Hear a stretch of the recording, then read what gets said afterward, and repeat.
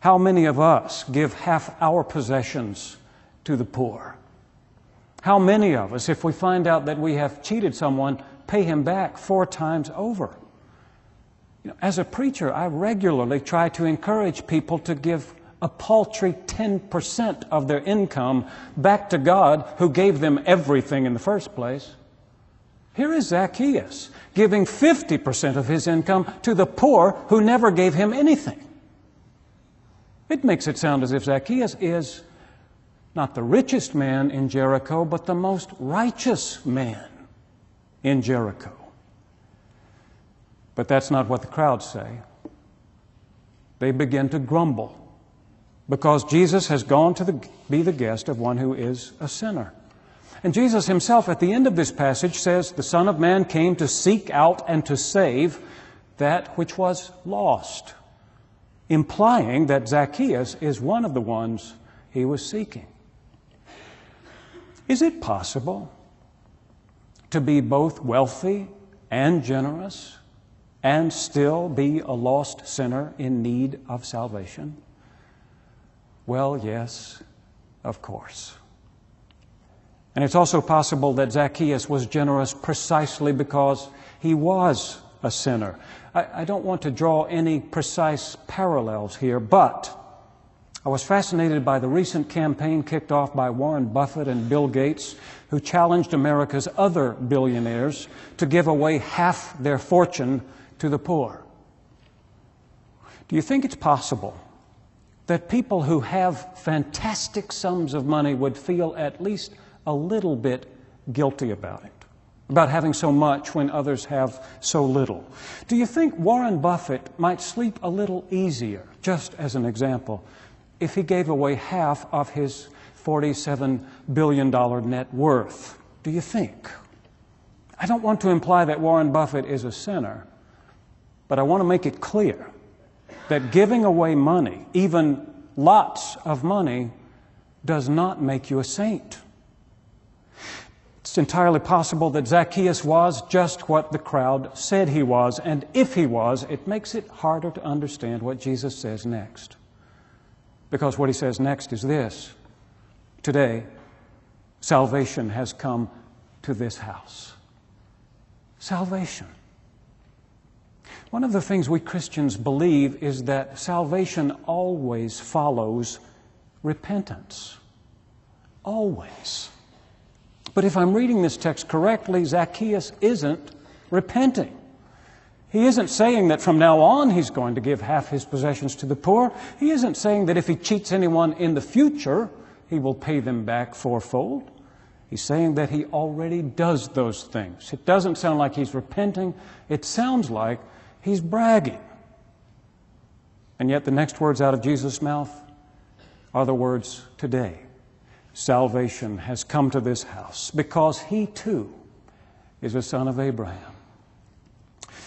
Zacchaeus may have been the richest man in town, but he certainly wasn't the most popular. The people of Jericho had pushed him outside the circle of community because he wasn't one of them. He was a sinner, not a son of Abraham, not a child of Israel. But Jesus says that he is.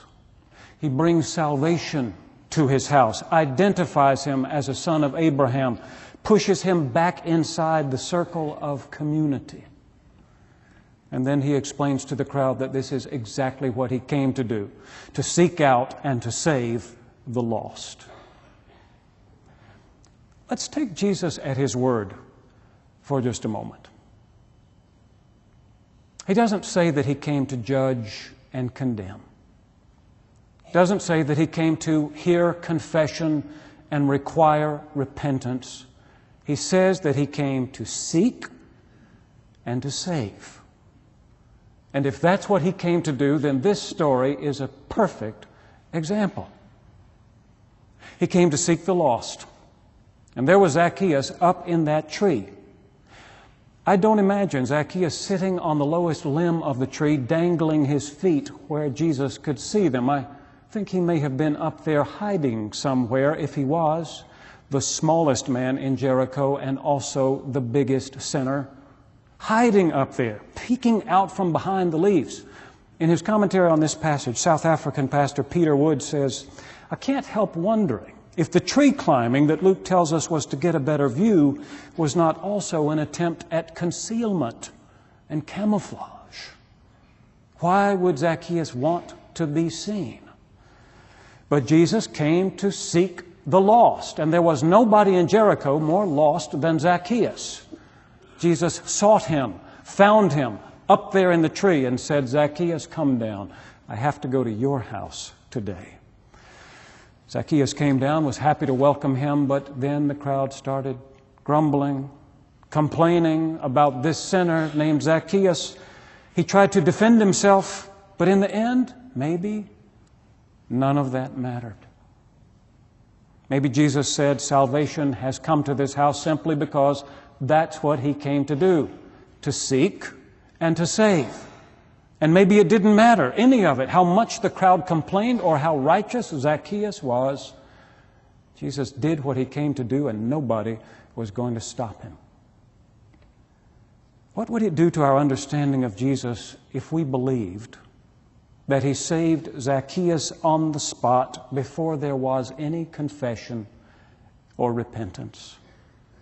What if you pictured Jesus walking around with a big bucket full of God's grace and a dipper, and whenever he found somebody who was in need of salvation, dipping down into the bucket, scooping up grace, dumping it out on that person's head just because that's what that person needed?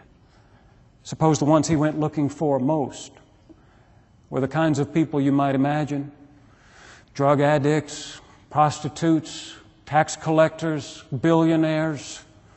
Would it change your understanding of Jesus if you pictured him like that? I don't know. I've always read this story the other way, that Zacchaeus repented and then Jesus said salvation had come to his house. But when I read it the other way, it really does seem more true to this gospel.